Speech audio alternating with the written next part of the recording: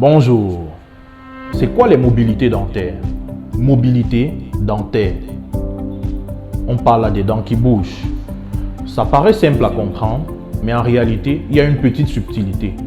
C'est qu'à l'état normal, les dents qui sont présentes en bouche ont déjà une certaine mobilité. Elles ne dansent pas non plus la salsa, mais il y a une mobilité qui n'est pas très franche, mais qui est quand même présente. Et cette mobilité est importante pour le bon fonctionnement de la dent. En absence de toute mobilité, c'est un état pathologique qu'on appelle ankylose. Donc, on comprend donc qu'il y a une mobilité qui est dite physiologique et il y a une autre mobilité qui est dite pathologique. Je suis le docteur Joël Manfour et aujourd'hui, nous allons parler des mobilités dentaires.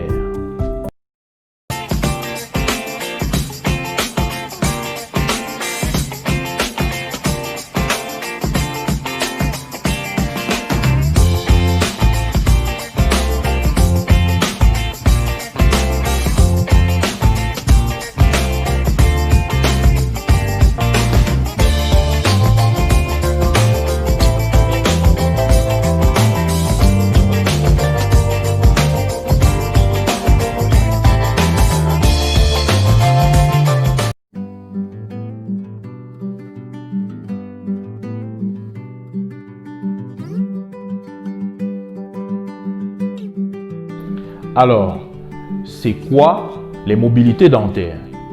Les mobilités dentaires sont tout simplement la conséquence de la destruction du tissu de soutien de la dent. Ce qu'il faut savoir, c'est que la dent n'est pas à l'air libre dans la bouche. La dent est fixée à la mâchoire grâce au tissu de soutien de la dent. Et ce tissu de soutien est constitué de quoi? Il est constitué de l'os alvéolaire, de la gencive, du ligament alvéolo-dentaire. Le ligament alvéolo-dentaire, c'est tout simplement une sorte de fibre qui va relier l'os alvéolaire à la dent.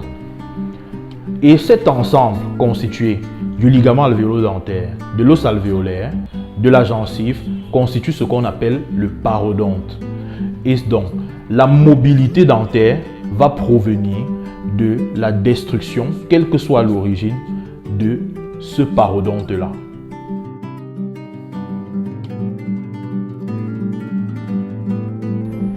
Alors, nous avons plusieurs origines pour les mobilités dentaires. Et l'une des origines les plus importantes, certainement, c'est ce qu'on appelle les parodontopathies. Alors, les parodontopathies, c'est quoi? Dans parodontopathie, on retrouve parodonte. Donc, ce sont des affections du parodonte. Des affections du parodonte qui conduisent donc à la destruction de ce parodonte. La parodonte qui, je le rappelle, est le tissu de soutien de la dent constitué de l'os alvéolaire, de la gencive, du ligament alvéolo-dentaire. Alors, dans ce grand groupe, on a ce qu'on appelle d'abord les gingivites, qui sont des inflammations de la gencive qui, je le rappelle, fait partie du tissu de soutien de la dent. Nous avons aussi des parodontites qui sont à peu près des aggravations de la gingivite et qui sont des altérations plus profondes du tissu de soutien de la dent. Comme autre cause des mobilités dentaires, on peut citer aussi les traumatismes. Alors, concernant les traumatismes, on peut avoir des chocs, n'est-ce pas, au niveau des dents. Alors, je prends un exemple. Vous êtes dans une bagarre et puis bam, vous prenez un coup de poing. Donc, ça peut entraîner la mobilité de vos dents. Donc, c'est l'une des causes. On peut aussi, dans certains cas, n'est-ce pas, avoir ce qu'on appelle des traumatismes chroniques. Je prends l'exemple de l'occlusion traumatique. Ça veut dire qu'il y a une force, n'est-ce pas, au niveau des surfaces supérieures de vos dents, n'est-ce pas, qui sont des forces qui sont pathologiques et qui peuvent entraîner donc des mobilités dentaires avec le temps. Par exemple, dans le cas des bruxismes. Le bruxisme, c'est quoi? Ce sont ceux qui grincent les dents, en fait. Donc, dans ces situations-là, on peut aussi avoir des mobilités dentaires.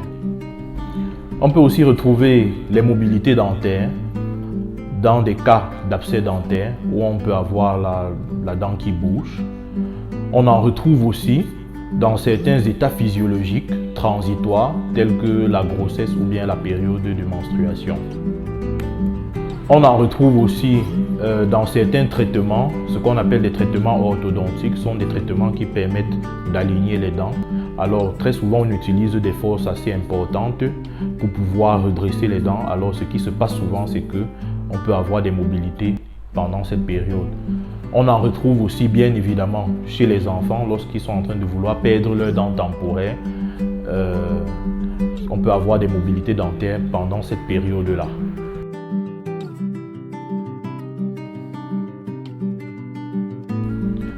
Pour le traitement des mobilités dentaires, il y a quelques solutions qui s'offrent à nous afin de résoudre ce type de problème. Mais je dirais d'abord principalement que le traitement va dépendre de l'étiologie. Voilà, donc on doit prendre en compte d'abord quelle est l'origine de la mobilité dentaire avant de pouvoir bien la traiter. Et elle va aussi bien évidemment dépendre du degré de mobilité dentaire. Toujours est-il que votre chirurgien dentiste certainement vous recommandera déjà d'avoir une meilleure hygiène bucco-dentaire. Donc, parce que on a certaines situations lorsque l'étiologie est d'origine parodontale, c'est-à-dire lorsque ce sont des parodontopathies qui causent donc ces mobilités dentaires, l'amélioration de l'hygiène bucco-dentaire permettra de ralentir le développement, n'est-ce pas, de la pathologie qui entraîne la mobilité. Comme solution qu'on pourra vous proposer, on pourra parler ici de détartrage. Donc le détartrage, ici là on vise vraiment l'étiologie. Donc si la mobilité dentaire est causée par du tartre, un détartrage va permettre de réduire ce tartre-là. Et donc en réduisant ce tartre-là, on va donc réduire donc la cause, n'est-ce pas, de la mobilité dentaire. Et ça pourrait donc être un élément positif pour recouvrir la santé. Nous avons aussi comme solution pour les mobilités dentaires ce qu'on appelle les contentions dentaires. Alors c'est quoi les contentions dentaires?